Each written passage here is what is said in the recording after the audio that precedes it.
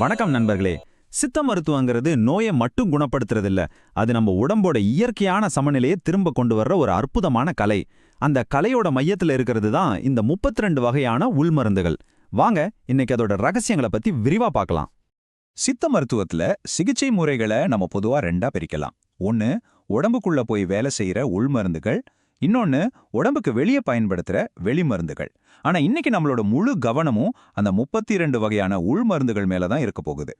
சரி, இன்னைக்கு நாம என்னென்னலாம் பார்க்க போறோம்னு பாத்தீங்கன்னா, முதல்ல சித்த மருத்துவத்தோட இந்த 2 சிகிச்சை முறைகள் என்னன்னு புரிஞ்சுக்கலாம். அதுக்கப்புறம் உள்மருந்துகள்னா என்ன, அதோட 32 வடிவங்கள் என்னென்னு ஒவ்வொன்னா ஆழமா பார்க்க போறோம். கடைசியா இதுக்கு பின்னாடி இருக்கிற தத்துவம் அதோட முக்கியத்துவத்தையும் பத்தி தெரிஞ்சுக்கலாம். இந்த உள்மருந்து வெளிமருந்துங்கிற பிரிவு தான் சித்த மருத்துவத்தோட ஒரு முக்கியமான அடித்தளம். அதாவது ஒரு நோயை உள்ள இருந்தும் சரி பண்ணணும், வெளியே இருந்தும் சரி பண்ணணும். அப்போதான் முழுமையான குணம் கிடைக்கும். இதுதான் அதோட அடிப்படை தத்துவம். சரி, உள்மருந்துகள்னு திரும்ப திரும்ப சொல்றோமே, அப்படின்னா உண்மையிலேயே என்ன அது? சித்த மருத்துவத்துல அதுக்கு ஏன் அவ்வளோ முக்கியத்துவம்? வாங்க பார்க்கலாம். உள்மருந்துகள்னா சும்மா உடம்புக்குள்ள போற மாத்திரைங்க மட்டும் இல்ல, அதோட நோக்கம் ரொம்ப ஆழமானது. அது நோயோட அறிகுறிகளை மட்டும் பார்க்கறதில்ல, நம்ம உடம்போட ஆதாரமா இருக்கிற வாதம், பித்தம், கபம், இந்த மூணையும் சமநிலைக்கு கொண்டு வர்றதுதான் இதோட முதல் வேலை. அப்படி செய்யறது மூலமா நோயோட மூல காரணத்தையே இது வேரோட சரி பண்ணிடுது. இப்ப நாம இந்த பகுதியோட முக்கியமான கட்டத்துக்கு வந்திருக்கோம். சித்த மருத்துவத்துல உள்மருந்துகள்னா அதுக்குன்னு ஒரு குறிப்பிட்ட தெளிவான கணக்கு இருக்கு. வாங்க அது என்னன்னு பார்க்கலாம். ஆமாங்க, அந்த எண் 32. சித்த மருத்துவத்தோட உள்மருந்துகள் மொத்தம் 32 வகைகளா வரையறுக்கப்பட்டிருக்கு. வாங்க அந்த உலகத்துக்குள்ள நாமளும் ஒரு பயணம் போலாம். இந்த 32 வகைகளையும் நாம கொஞ்சம் கொஞ்சமா பிரிச்சு பார்க்கலாம். இதோ முதல் 8 வகைகள். இதுல சுரசம், சாறு, குடிநீர் இதெல்லாம் மூலிகையோட சாறு அடிப்படையா வச்சு திரவ மருந்துகள். இந்த குடிநீர்ங்கிறது தான் நாம அடிக்கடி கேள்விப்படுற கஷாயம். அடுத்ததா கற்கம், உட்களி இதெல்லாம் அரைச்சு பேஸ்ட் மாதிரி செய்யறது. சூரணம்னா மூலிகை பொடி, பிட்டுங்கிறது ஆவியில வேக வச்சு செய்யற ஒரு ஸ்பெஷலான மருந்து.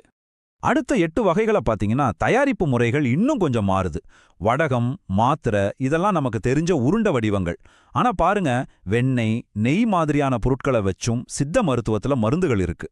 அதே போல மணப்பாகுங்கிறது ஒரு இனிப்பு சிறப்பு, இலகம்ங்கிறது நாம கேள்விப்பட்ட லேகியம், இலசாயனம்ங்கிறது உடம்புக்கு புது தெம்ப கொடுக்கற ஒரு சிறப்பு மருந்து. இப்போ நாம சித்தர்களோட ரசவாத உலகத்துக்குள்ள நுழையிறோம். தீநீர் அப்படிங்கிறது டிஸ்டிலேஷன் மூலமாவும், பதங்கம் அப்படிங்கிறது சப்ளிமேஷன் மூலமாவும் தயாரிக்கப்படுது. யோசிச்சு பாருங்க, பல நூற்றாண்டுகளுக்கு முன்னாடியே எவ்வளோ பெரிய அறிவியல் நுட்பம். இதுவே சித்த மருத்துவத்தோட ஆழத்தை நமக்கு காட்டுது. கூடவே தேனூரல், மெழுது, அப்புறம் தாதுக்கள் அடிப்படையாக கொண்ட செந்தூரம் போன்ற மருந்துகளும் இருக்கு. சரி, நாம இப்போ பட்டியாலோட கடைசிக்கு வந்துட்டோம். இங்கதான் சித்த மருத்துவத்தோட உச்சக்கட்ட தயாரிப்பு முறைகளை நாம பார்க்கறோம். நீருங்கிறது தாதுக்களை பஸ்மமாக்குற ஒரு முறை. உருக்கு, கட்டு இதெல்லாம் உலோகங்களை கையாள்ற உயர்நிலை தொழில்நுட்பங்கள். இதுல கற்பம் அப்படிங்கிறது உடலை இளமையா வைக்கிற ஒரு காயகல்ப மருந்து. எல்லாத்துக்கும் மேல குருக்குளிகை, இது சித்த மருத்துவத்திலே ரொம்ப சக்தி வாய்ந்த ஒரு மருந்தா சொல்லப்படுது. இந்த 32 மருந்துகளையும் பார்த்துட்டோம். ஆனா ஒரு கேள்வி வருது இல்லையா, எதுக்கு இத்தனை வடிவங்கள்? இதுக்கு பின்னாடி என்ன தத்துவம் இருக்கு? வாங்க அதை பத்தி தெரிஞ்சுக்கலாம்.